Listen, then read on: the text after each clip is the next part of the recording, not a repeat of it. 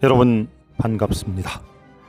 우리가 사는 공간 속에서 만날 수 있는 멋진 도서관에 가서 우리가 사는 시간 속에서 찾을 수 있는 좋은 책을 읽고 밑줄 쳐 중계하는 여러분의 중계서원입니다. 구독과 좋아요는 사랑입니다. 마곡역에서 조금 걷다 보면 서울 남부 출입국 외국인 사무소와 강서 세무소가 보입니다. 두 건물 사이에 서 있는 7층짜리 건물이 남북통합 문화센터입니다. 이 센터 6층에 북한 이탈 주민과 일반 주민이 서로 소통할 수 있는 공간, 평화통일 도서관이 있습니다. 통일과 북한 관련 도서 600여 권은 물론 일반 자료 24,000여 권과 어린이 자료 16,000여 권이 소장되어 있습니다. 구약성서 욥기 41장을 보면 무시무시한 바다괴물이 등장합니다. 이름이 리바이어던입니다. 국가라는 거대한 창조물을 이 괴물에 비유한 이 책은 1651년에 쓰여졌습니다. 오늘은 평화통일 도서관에 가서 리바이어던을 중계해 드리겠습니다. 토머스 홉스가 지었고 김용환이 옮겼습니다. 자, 그럼 지금부터 시민의 생명을 지상의 폭력적인 죽음으로부터 보호하는 국가의 속성을 설명한 리바이어던의 세계 속으로의 산책을 시작하겠습니다. 사고란 보통 대상이라 불리는 외부 사물의 어떤 성질이 표상되거나 나타나는 것이다. 모든 사고의 근원을 우리는 감각이라고 부른다. 감각의 원인은 각각의 감각기관에 압력을 가하는 외부 물체 또는 대상에 있다. 감각할 수 있는 것이라 부를 수 있는 모든 성질은 그 성질의 원인이 되는 대상 속에 있다. 그러나 사물은 여러 가지로 다양하게 운동하기 때문에 우리의 감각기관에도 다양하게 압력을 가한다. 우리 내부에 압력이 가해진 것은 다른 것이 아니라 다양한 운동일 뿐이다. 왜냐하면 운동은 오직 운동만을 만들어내기 때문이다. 눈을 누르거나 문지르거나 또는 때렸을 때 그것은 우리에게 빛이 있다는 상상을 갖게 하며 또 귀에 압력을 줌으로써 소음이 생기게 하는 것과 같이 우리가 보거나 듣거나 하는 물체도 비록 볼 수는 없지만 강한 작용을 함으로써 같은 일, 상상을 갖게 하는 일을 생기게 하고 있다. 왜냐하면 색채나 음향을 발생케 하는 물체, 즉 대상으로부터 색채나 음향을 분리할 수 없기 때문이다.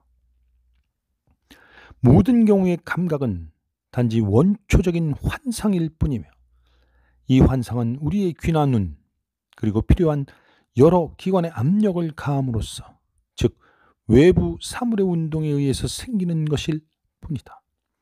그러나 스콜라 철학은 기독교 왕국들의 모든 대학에서 아리스토텔레스의 어떤 작품에 근거해서 다른 학설을 가르치고 있다.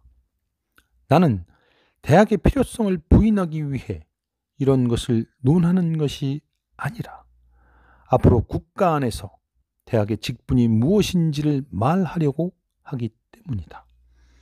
대학에서 무엇이 수정되어야 하는지를 말해야만 하며 무의미한 말을 빈번히 하는 것도 대학이 고쳐야 할 점들 가운데 하나이다. 상상력은 이미 전의 감각에 의해 대상 전체가 일시에 지각되거나 또는 여러 번에 걸쳐 부분적으로 지각된 사물들에 대해서만 존재한다. 전자를 단순 상상이라 부르고 후자를 복합 상상이라 부른다. 잠자는 사람들의 상상력을 우리는 꿈이라 부른다. 꿈 또한 다른 모든 상상력과 같이 이미 전체적으로 일시에 또는 부분적으로 감각 속에 있었던 일이다. 따라서 감각과 꿈을 엄격하게 구분하기는 어려운 일이며 많은 사람들은 불가능하다고 생각한다. 꿈은 신체 내의 어느 부분이 이상해서 생겨난다고 볼 때 여러 가지 정상이 아닌 것들은 다른 꿈을 꾸게 만드는 것이 틀림없다. 두뇌로부터 신체의 부분들로 그리고 신체의 부분들에서 두뇌로의 운동은 상호 교환적이다. 꿈은 우리가 깨어있을 때의 상상력과 반대 방향에 있다. 깨어있을 때의 운동이 한쪽 끝에서 시작한다면 꿈은 다른 쪽에서 시작한다. 꿈이나 다른 강한 환상을 환영과 감각으로부터 구별하지 못하는 무지 때문에 과거에는 정령, 목신, 요정 등을 숭배하는 많은 종교가 생겨났다. 우리가 언어를 가지고 일반적인 의미에 대해 추리할 때나 잘못된 추론에 빠졌을 때 그것은 보통 오류라고 불리나 사실은 불합리하거나 무의미한 말이다. 그러나 모든 사물에 대해 추리하고 계산할 수 있는 점은 또 하나의 특성, 즉 불합리라는 특성으로 인해 약화된다. 인간을 제외한 어떤 생물도 이런 특성에 빠지지 않는다. 그리고 인간 중에도 철학을 직업으로 하는 사람들이 다른 누구보다 여기에 빠지기 쉽다. 불합리한 결론에 이르는 첫째 이유는 방법의 결핍에 있다. 불합리한 주장을 하는 둘째 이유는 물체의 이름에 우연성을 또는 우연성의 이름에 물체를 부여하는 데 있다. 셋째 이유는 외부에 있는 물체의 우연성을 우리 신체 내부에 있는 우연성에 부여하는 데 있다. 넷째 이유는 개별적인 사물의 이름을 일반 명사나 언어에 부여하는 데 있다. 다섯째 이유는 우연성을 지닌 명사를 일반 명사나 언어에 부여하는 데 있다. 여섯째 이유는 적절한 말 대신에 은유나 비유, 그 밖의 수사적인 말을 사용하는 데 기인한다. 일곱째 이유는 아무런 의미도 없는데 스콜라 철학으로부터 빌려와 그대로 외워서 배운 명사들을 사용하는 데서 비롯된다. 학문이 결여되어 있거나 원인들에 대해 무지한 사람은 다른 사람의 충고나 권위에 의존하려는 경향이 있다. 말의 의미에 대해 무지한 사람은 자신이 알지 못하는 진리만이 아니라 잘못에 대해서도 믿으려는 경향이 있다. 권리, 평등, 법률, 그리고 정의 같은 것들의 원인과 본래적 원리들에 대해 무지한 사람은 관습이나 전례를 자기 행위의 기준으로 삼으려는 경향이 있다. 먼 원인에 대해 무지한 사람은 모든 일을 직접적이고 수단적인 원인에서 찾으려는 경향을 가진다. 미래에 대한 두려움, 사물의 원인들에 대해 탐구하도록 한다.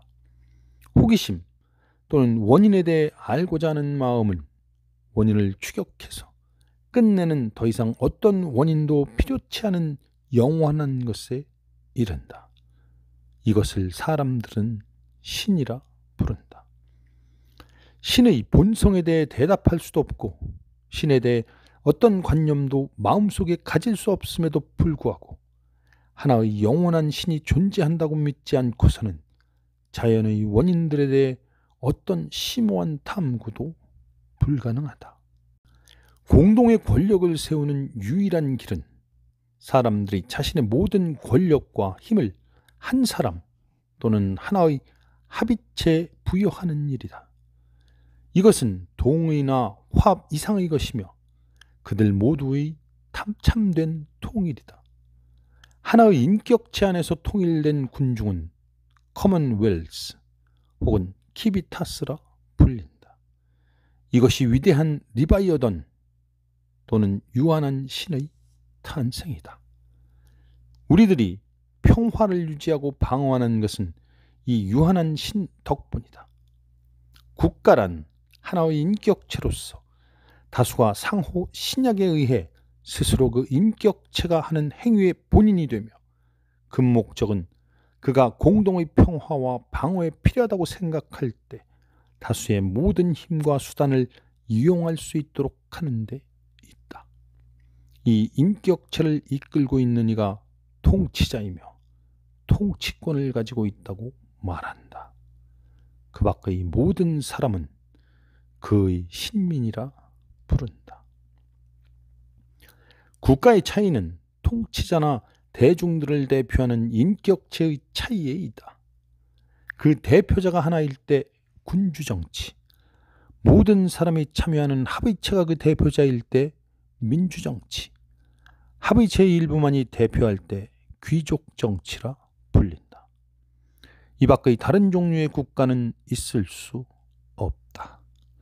전제정치, 과두정치는 새로운 형태의 정부 이름이 아니다. 군주정치에 불만을 품은 사람들이 전제정치라 하고 귀족정치는 과두정치라 부를 뿐이다. 민주정치에 고통받고 있는 사람들은 그것을 무정부주의라고 부른다.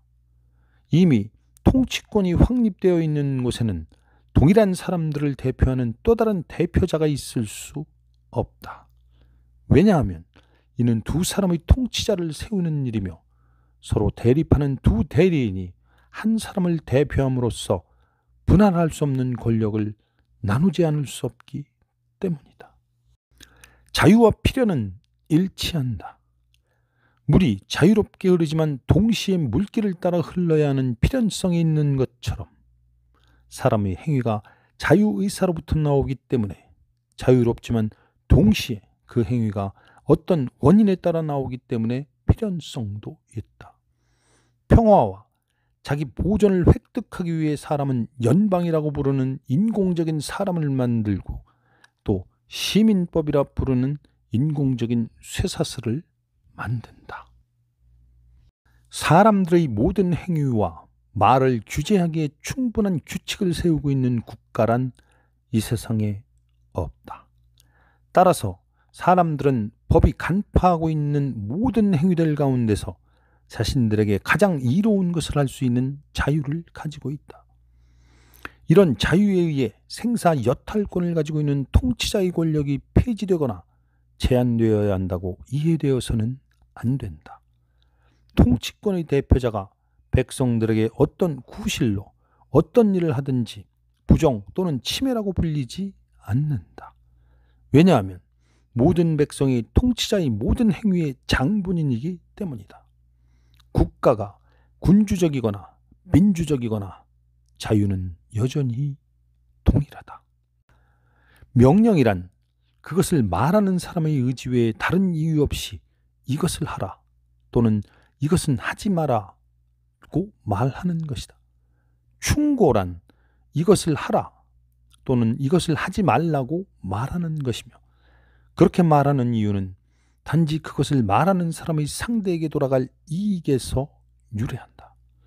충고와 명령 사이에는 큰 차이가 있는데 명령이 자기 자신의 이익을 지향한다면 충고는 다른 사람의 이익을 지향한다. 복종하겠다는 약속을 한 사람에게는 명령받은 바를 수행해야 할 의무가 있는데 충고받았을 때는 수행해야 할 의무가 지워지지 않는다. 법의 선언뿐만 아니라 그 입안자와 권위의 충분한 표시는 법의 필수 조건이다.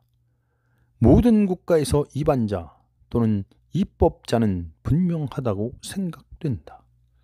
왜냐하면 그는 통치권자이기 때문이다. 입법자가 알려져 있고 법이 충분하게 공포되었다 하더라도 그 법을 의무적이게 만드는 데는 또 하나의 중요한 것이 필요하다. 왜냐하면 법의 본질은 문자에 있는 것이 아니라 의도와 의미, 즉 법의 진정한 해석, 다시 말해 입법자의 의향에 있기 때문이다. 모든 법의 해석은 통치자의 권위에 달려있다. 해석자는 통치자가 임명하는 사람 이외에는 될 수 없다. 자연법의 해석은 통치권자의 권위에 의해 임명된 재판관의 판결문에 있다. 그 해석의 진실한 이유는 사적인 판결문이기 때문이 아니라 통치자의 권위에 의해 내려진 것이기 때문이다. 국가의 병은 선동적인 교설의 해독으로부터 생기는데 그중 하나가 모든 개인들이 선과 악한 행위의 판단자라는 것이다. 이런 주장은 시민법이 없는 자연 상태에서나 시민정부 아래서라도 법에 의해 정해지지 않는 경우라면 맞는 말이다. 시민사회에 거스르는 또 하나의 교설은 사람이 자신의 양심을 어기는 것은 무엇이나 죄라는 것이다. 이것은 자신이 선과 악의 관정자라는 추정에서 근거하고 있다. 법은 공적인 양심으로 사람은 그것에 따르기로 이미 약속했다. 사적인 의견에 불과한 개인의 양심에 따라 생기는 다양성 때문에 국가는 혼란스럽게 되고 어떤 사람도 자신의 눈에 선으로 보이는 것 이외에는 통치 권력에 복종하려 하지 않는다.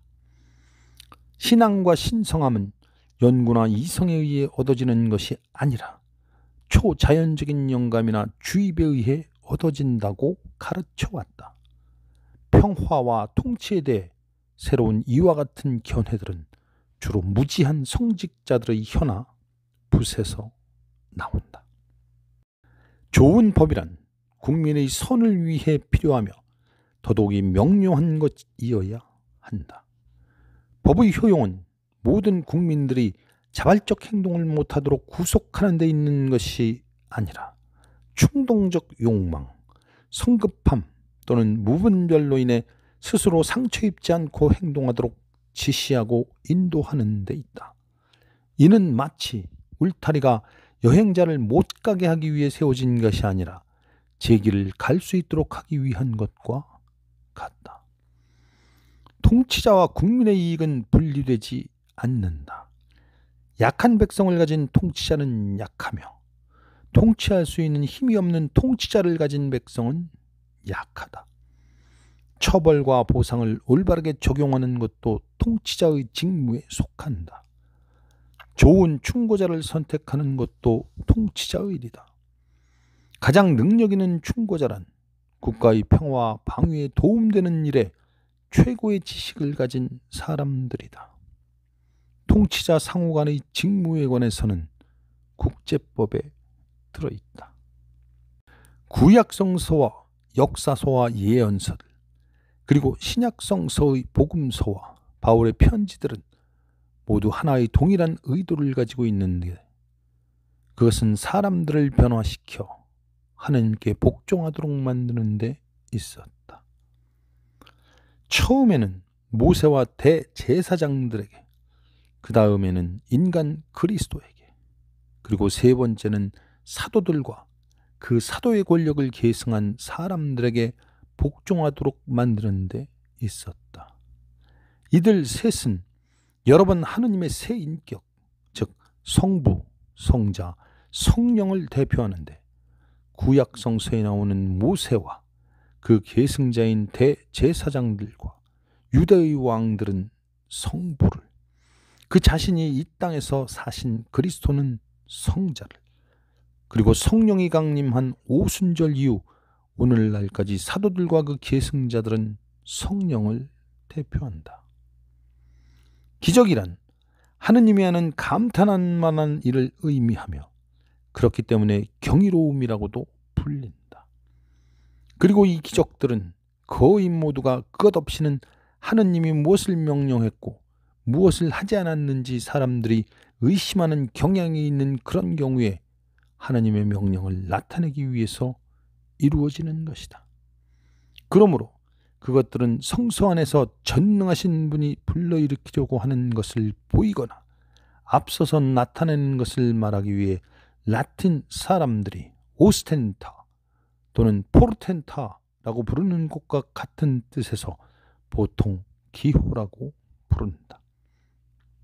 따라서 무엇이 기적인가를 이해하고자 한다면 우리는 먼저 사람들이 놀라워하고 감탄할 만한 일이 어떤 것들이 있는지를 이해해야만 한다. 어떤 사건에 있어서 사람들을 놀라게 하는 일은 두 가지밖에 없다. 한 가지는 만약 그것이 아주 낯설다면, 즉 결코 일어나지 않거나 거의 발생하지 않는 것이라면 바로 그런 것이 이에 해당된다. 다른 하나는 만약 그것이 발생했을 때 우리가 그것이 자연적인 방법으로 이루어진 것이 아니라 단지 하나님의 직접적인 손에 의해 발생했다고 상상할 수밖에 없을 때 그러하다. 이 땅 위에는 모든 그리스도인들이 복종해야만 하는 보편적인 교회는 존재하지 않는다. 왜냐하면 모든 다른 연방국가가 복종하는 권력이 지상에는 없기 때문이다. 통치자는 하나여야만 한다. 만약 그렇지 않다면 연방국 안에서는 반드시 교회와 국가 사이에, 영성주의자와 세속주의 사이에, 정의의 칼과 신앙의 방패 사이에, 그리고 모든 그리스도인 자신의 가슴 안에서는 그리스도인과 보통 사람들 사이에 분열과 내란이 일어난다. 교회에서나 공적인 행위를 할 때 사용하고 있는 언어도 또한 라틴 말로서 그것은 오늘날 세계의 어떠한 국가에서도 보통 사용되고 있지 않으니 그것은 낡은 로마 언어의 류령 이외에는 아무것도 아니다. 어떤 민족에서나 친숙한 요정들은 한 사람의 보편적인 국왕만을 가지는데 그것을 우리나라의 어떤 시인은 오베론 왕이라고 부른다.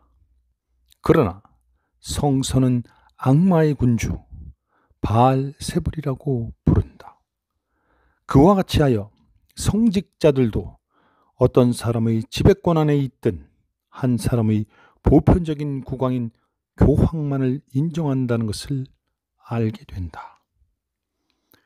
하느님의 왕국이 이 세상의 왕국이 될 것이라고 주장하고 그것으로서 이 세상에서 정치적 국가의 권력과는 구별되는 권력을 가져야 한다고 주장하는 것은 로마의 성직자만은 아니기 때문이다.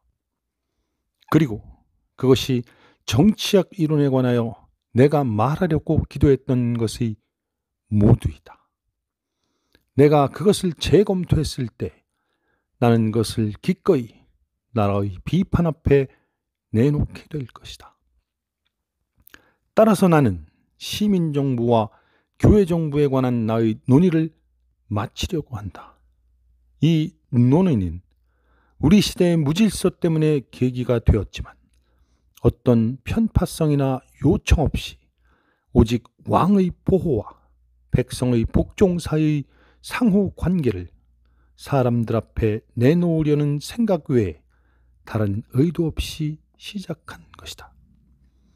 이 상호 관계는 인간 본성의 조건과 신의 법인 자연법과 설정법을 모두 어기지 말고 지킬 것을 요구하는 것이다.